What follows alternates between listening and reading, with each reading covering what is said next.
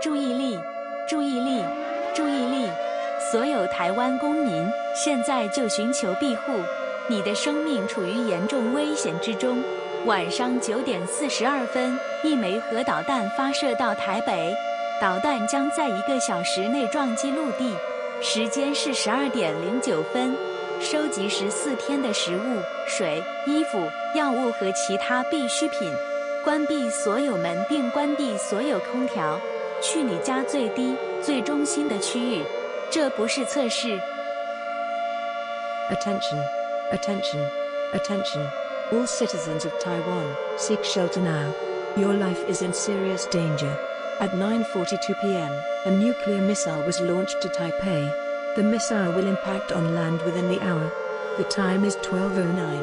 Gather 14 days worth of food, water, clothing, medication, and other essential supplies. Close all doors and turn off all air conditioning. Go to the lowest, most central area of your home. This is not a test.